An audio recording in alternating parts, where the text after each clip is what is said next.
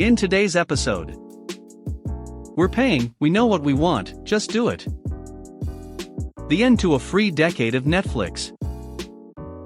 Okay, you don't want to charge me for 2 discount soda cups, just because I'm using a refill cup instead.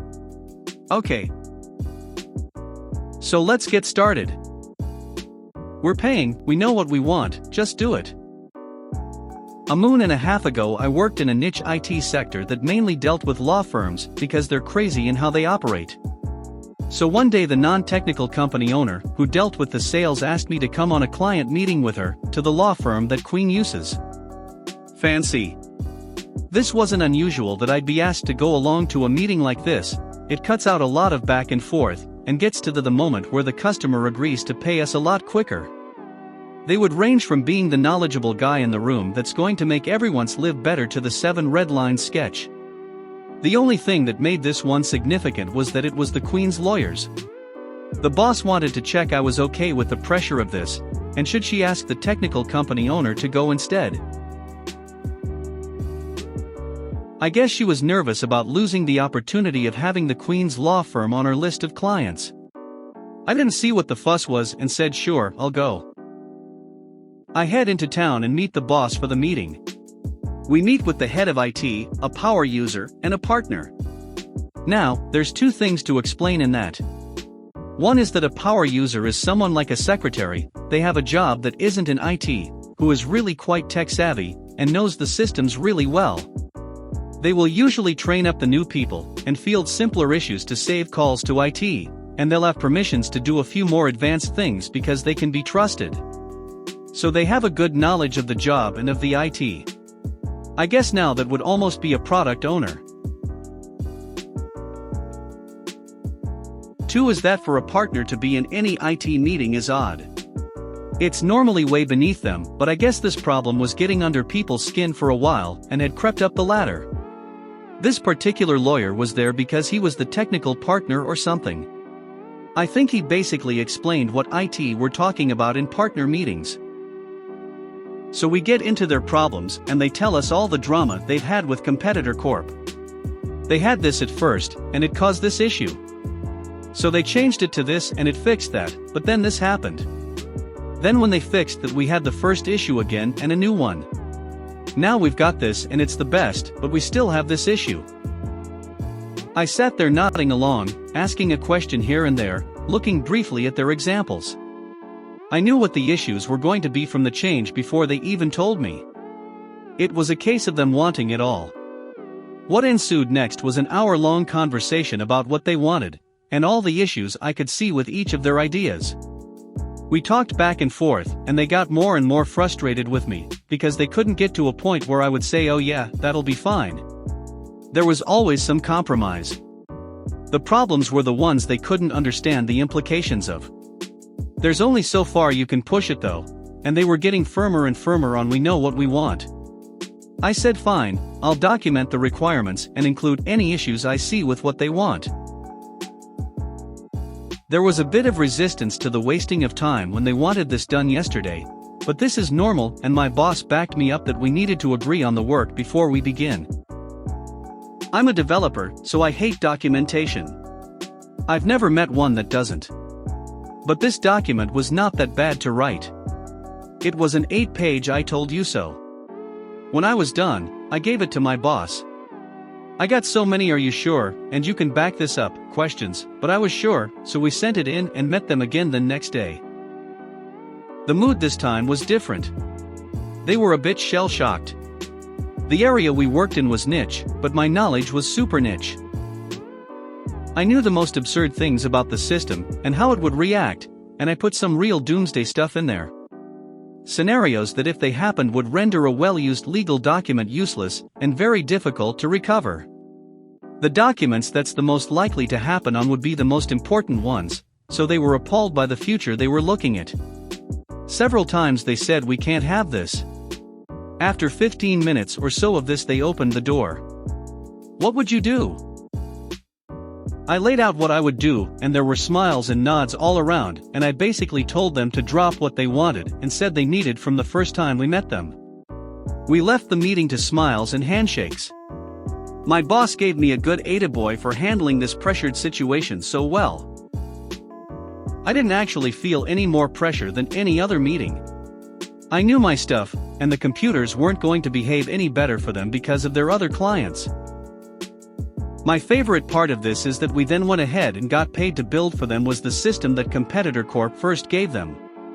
They were right when they delivered their first solution, but they didn't have the guts to hold their ground, or maybe they didn't know what was coming when they made those changes. I don't work in that industry anymore. It was nice being one of the best in the world at something, but it's like being the best Betamax repair man in the world, who really cares. The end to a free decade of Netflix. Between 8 and 10 years ago, I received an email welcoming me to Netflix. That was a bit concerning since I hadn't signed up, so I contacted the company. They told me someone must have accidentally used my email when they created an account. Our last names were the same and our first initial. I said, "Oh, no problem, you must have additional contact information for them besides my email. Could you please remove my email from the account and let them know so they can fix?" Well, immediately that was a big problem for Netflix, and well, no, they couldn't remove the email because it was the only one they had for the account, and how did they even know that it was mine? I said, "Give me your email address and start talking. I will email you the words as they come out of your mouth." That wasn't good enough for proof somehow. More likely I was in the other person's Gmail account asking to not have Netflix. What they finally ended up doing was changing the account password so that when the customer went to log back and they wouldn't be able to and would need to do a password reset by calling Netflix, and then they would confirm the email address. I kept getting Netflix emails, so that didn't work. I called again, same again, didn't work. I changed the password several times myself because I could use the forgot password function and get an email to reset it, that didn't work. I don't know how they kept getting the new password without updating an email address, and I didn't really care at this point.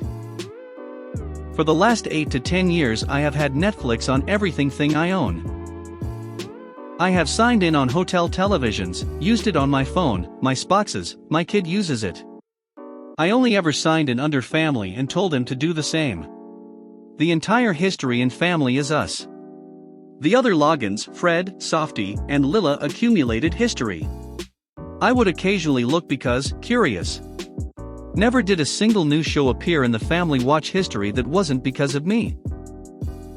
Well, I woke up this morning to an email from Netflix telling me that this email address was no longer associated with that account, and if I had any questions, etc. Thank you, Softy. It has been an amazing run, and I am not sure why you gave me free Netflix for the last decade, but I think you are amazing. Okay, you don't want to charge me for 2 discount soda cups, just because I'm using a refill cup instead. Okay. I had forgotten this situation, until my BF brought home a 20-ounce soda. But years ago, I would go to a nearby mom and pop convenience store. Usually, I just get a refill for a 56 or 62-ounce large cup that we had picked up from another store. And usually they would charge us a refill price that was a little over what some other stores would charge us. But since they were a little closer, I figured it was about equal and wouldn't have a problem paying. Now, this store would sometimes have good pricing on their regular sodas to draw people in. And once they offered a deal, 2 32-ounce sodas for slightly less than the large refill price that I usually paid. Now, I'll admit, I should have talked to the cashier before I filled my cup. I take full responsibility for that. But I filled my cup like normal. And knowing that my cup held, at most, the same amount that their cups held, I figured that they would be willing to save their cups and just charge me the special price. They were adamant that I had to use their cups, or be charged the refill price for my soda. Well, I found it to be idiotic, but I said okay. Went to the counter and grabbed 2 cups. Used my soda and filled both cups. But wait! There was still room. So I filled those cups to the top and filled my cup with ice. I knew there would be an ice charge, but that's okay. The ice would stretch the soda out even further, and I wasn't expecting that when I went there. So bonus. Went up, paid for the 2 cups and my very large cup of ice and walked out. They never said another word to me about my large cup of soda. Just so it's clear, I was willing to use my own cup. This would have saved them the 2 cups, which would be more profit to them. And the ice cups were always a set price, so it never mattered how much ice you had. It was the same whether you filled an empty cup entirely, or if you just had half a cup, you still paid their ice cup price. It was ironic that their 2 cups were able to hold more soda than my single monster cup, but I was happy to comply with their instructions. Honestly, I was tempted to get 2 more cups, but it would have been very difficult for me to walk home with the extra cups. If you made it to the end of the video, thanks for watching. Don't forget to like, subscribe and share, and we will see you in the next video.